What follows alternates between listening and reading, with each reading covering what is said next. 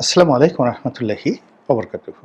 সম্মানিত দর্শক, অতি সম্প্রতি বাংলাদেশের রাজনীতিতে এক অভূতপূর্ব ঘটনা ঘটে গেছে। অনেকে হয়তো লক্ষ্য করেছেন, দেখেছেন, কিন্তু আসলে ওইভাবে হয়তো চিন্তা করেননি।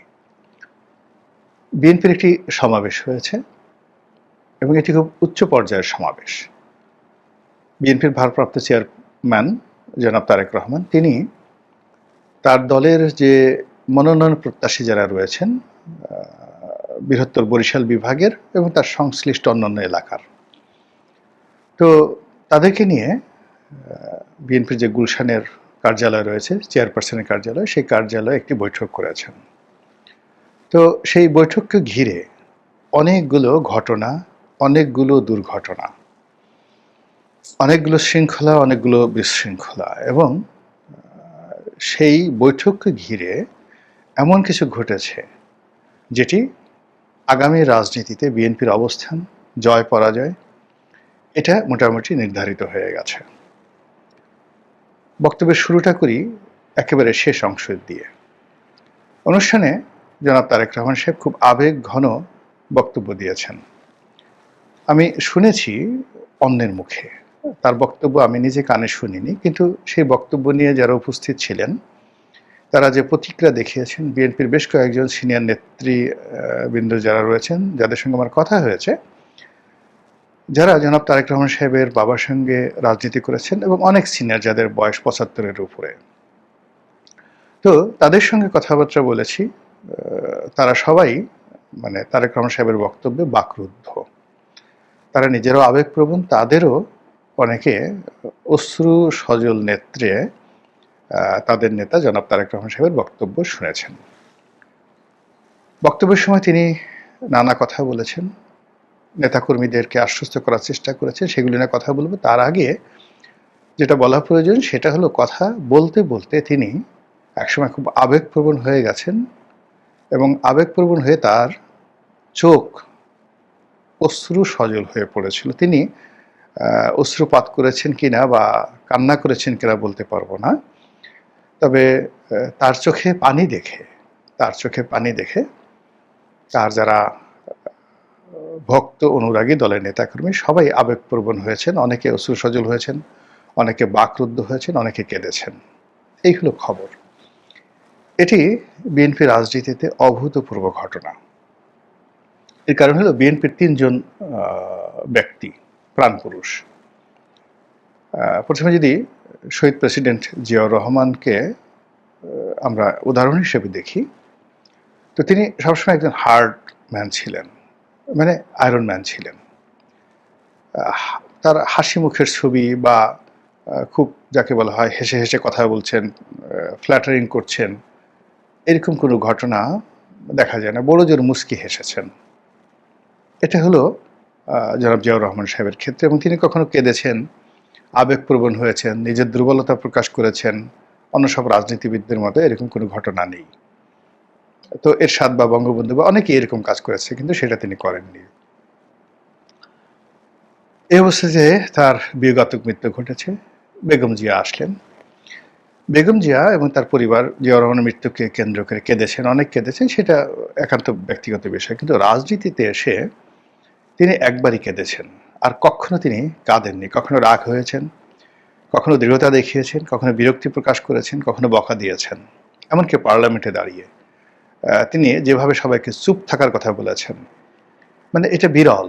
তো সেই বেগম জিয়া যখন কাঁদলেন, কখন কাঁদলেন?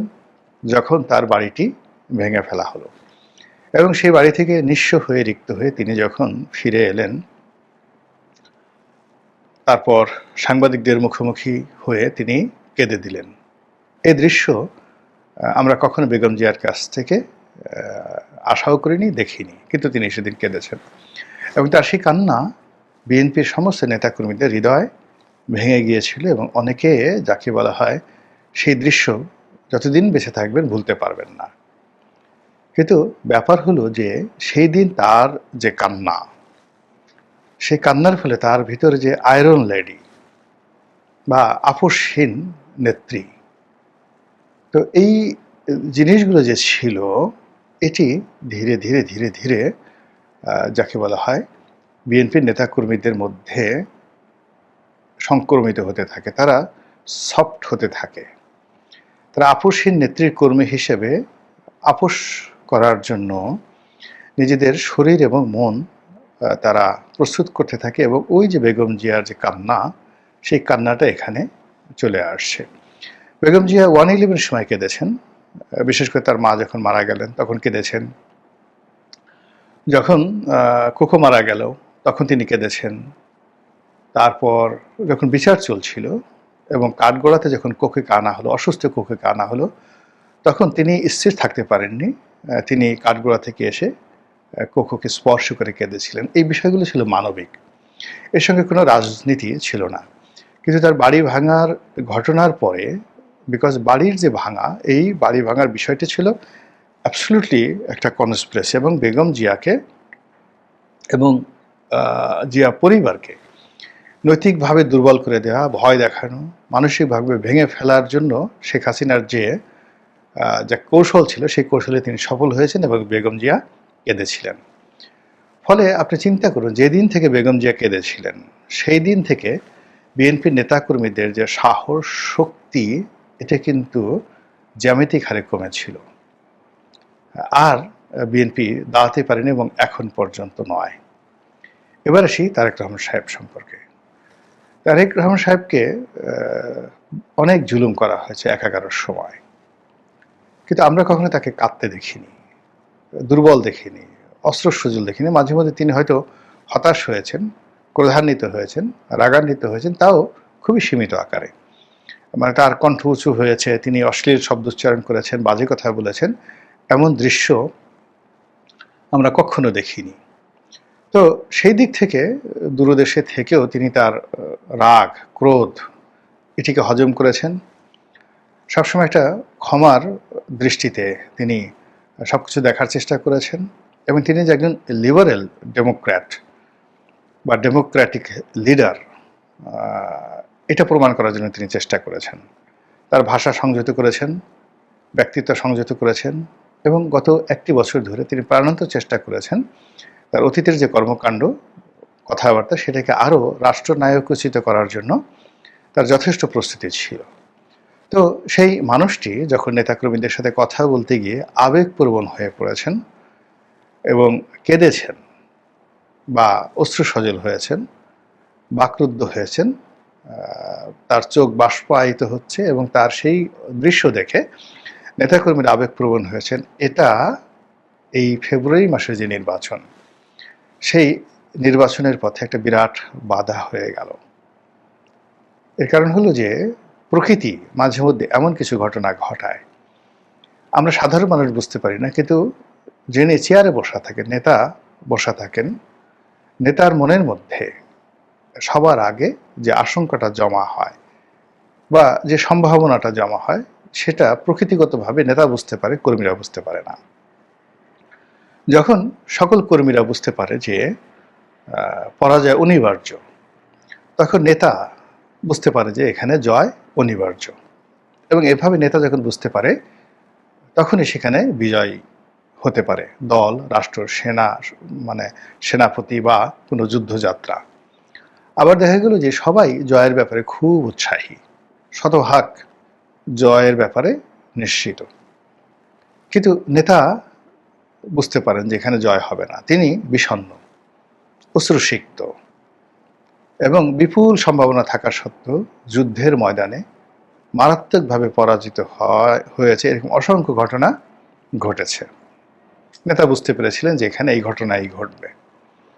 তো সেক্ষেত্রে গত একটি বছরে বিএনপি আজকের এই, যদি ধরুন অক্টোবর মাসটা বাদ দেন, সেপ্টেম্বর মাস পর্যন্ত ধীরে ধীরে কমেছে, কিন্তু গত 14 মাসে আপনি যদি ধরেন তাহলে 280টি আসন নিয়ে বিএনপি জয়লাভ করবে, এটা পুরো 2025 সন পর্যন্ত সাধারণ ন্যারেটিভ ছিল।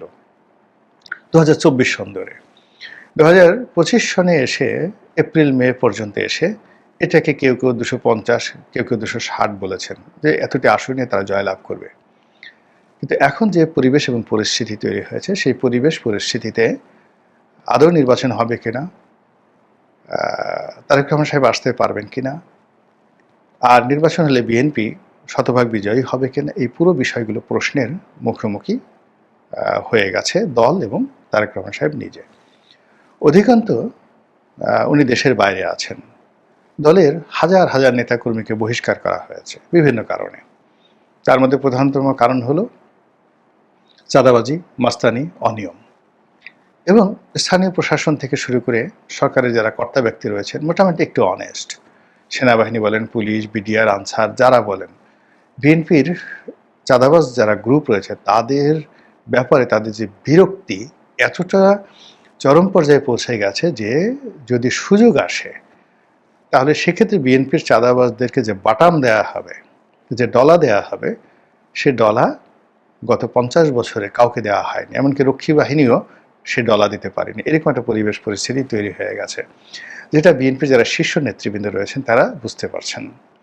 এখানে দলের অনেক বড় বড় নেতার বিরুদ্ধে যেভাবে অর্থ কেলেঙ্কারি, যেভাবে নৈতিক ভ্রষ্টতা, যেভাবে চাঁদাবাজি এবং ফ্যাসিবাদের দোসর যে সকল ব্যবসায়ী রয়েছেন, বিতর্কিত ব্যবসায়ী, তাদের সঙ্গে দহরম মহরম এবং লেনদেনের যে সকল কথাবার্তা এখন ওপেন সিক্রেট, এবং যেভাবে ওয়াজের ময়দানে, মসজিদে, মন্দিরে বিভিন্ন ধর্মগুরু যাদেরকে যারা বিশ্বাস করেন, বিশেষ করে চরমনায়ের পীর সাহেব, তারা বিএনপি বিরোধী যে ন্যারেটিভ তৈরি করেছেন, কিংবা বিএনপির যারা প্রতিপক্ষ রাজনৈতিক দল, বিশেষ করে জামাত এবং তাদের যারা সংগঠন, এনসিপি, তাদের যারা সংগঠন রয়েছেন, তারা বিশ্ববিদ্যালয়গুলোতে যেভাবে তারেক রহমান সাহেবের বিরুদ্ধে যে ন্যারেটিভগুলো তৈরি করে ফেলেছেন, এটি একটি রাজনৈতিক দলের জন্য ভীষণ রকম অবমাননাকর, কষ্টকর। এবং সেই কষ্টটা যদি কেউ অনুভব করেন, তার মধ্যে, এই দলের মধ্যে সঙ্গত কারণেই জনাব তারেক রহমান সেটা বেশি হৃদয়ঙ্গম করবেন এবং তাকে বেশি কষ্ট দিবে। ফলে তার অসহায়ত্ব, ফলে তার যে এই মুহূর্তে ইনঅ্যাক্টিভনেস বা তার যে অপারগতা, পুরো বিষয়গুলো নিয়ে তাকে নিজের অজান্তে সেই নেতাকর্মীদেরকে দেখে, মনোনয়ন প্রত্যাশীদের দেখে তিনি তার সেই আবেগকে ধরে রাখতে পারেননি। এবং সেখানে তিনি যে কথাগুলো বলেছেন, যে আমি প্রথম থেকে বলে আসছি, মানে গত 1 বছর যাবত তিনি বলে আসছেন যে যেভাবে আপনারা ক্ষমতায় যাওয়ার ব্যাপারে অতিরিক্ত উৎসাহ দেখাচ্ছেন এবং যেভাবে আপনাদের কনফিডেন্স লেভেল রাইজ করেছে, এটা আমি কখনো সমর্থন করি না। তিনি বলেছেন যে আমি মনে করি যে ক্ষমতায় যাওয়াটা খুবই কঠিন একটা বিষয়। এবারে নির্বাচন অতীতের যে কোনো নির্বাচনের চেয়ে কঠিন হবে, এবং এই মুহূর্তে যে অবস্থা দাঁড়িয়েছে, সেই গত 1 বছর আগে আমি যে কথা বলেছিলাম তার চেয়ে আরও পরিস্থিতি জটিল হয়েছে। তিনি বলেছেন যে রাজনীতিতে এখন দেশি এবং বিদেশি নানা রকম চক্রান্ত চলছে। সেই চক্রান্তের মধ্যে নির্বাচন হওয়া, নির্বাচনে জয়লাভ করা, এবং সবচেয়ে বড় ব্যাপার হলো দলের অস্তিত্ব ঠিক রাখা। সেই দলের অস্তিত্ব ঠিক রাখাটা এই মুহূর্তে ঝুঁকিপূর্ণ হয়ে গেছে। এজন্য তিনি নেতাকর্মীদের আহ্বান জানিয়েছেন, নির্বাচন, ইলেকশন, দলের মনোনয়ন, এটাকে সেকেন্ডারিতে রেখে এই দলকে ঐক্যবদ্ধ রাখার জন্য আপনারা সর্বোচ্চ শক্তি নিয়োগ করেন, এবং দল যাকে সিদ্ধান্ত দেবে তার ব্যাপারে আপনারা সবাই নমনীয় থাকবেন। কিন্তু আপনারা যদি ঐক্যবদ্ধ না থাকেন তাহলে দলের অস্তিত্বই থাকবে না। আর এই কথা বলতে গিয়ে তিনি উদাহরণ হিসেবে তার নিজের মায়ের কথা বলেছেন যে দেখুন, আপনাদের জন্য আমার মা আজকে কি অবস্থা, তার জীবন গেছে, যৌবন গেছে, জীবন মৃত্যুর সন্ধিক্ষণে তিনি আছেন। আপনাদেরকে ভালোবেসে তিনি লন্ডনের সেই জীবন তিনি বেছে নেননি। সন্তানের স্নেহ, পুত্রবধূর আদর, নাতনি জায়মার সান্নিধ্য, কোনো কিছু তাকে আটকে রাখতে পারেনি সুদূর প্রবাসে, তিনি চলে গেছেন। আপনারা যদি সফল হন, তিনি তার এই জীবন সায়ানে এসে নিজেকে যাকে বলা হয় সফল অনুভব করবেন। আর আপনারা যদি ব্যর্থ হন তাহলে এই জীবন সায়ানে এসে তাকে আবার কাঁদতে হবে। তো এরকম মানে আমি যেহেতু তার বক্তব্য শুনিনি, তার বক্তব্যের ভাবার্থ এরকম হতে পারে। তারপর তিনি তার নিজের কথা বলছেন যে এতদিন ধরে আমি এই প্রবাসে আছি, আপনাদেরকে ছেড়ে আছি, এবং কোন পরিস্থিতি কিভাবে আছি আপনারা খুব ভালো করে জানেন।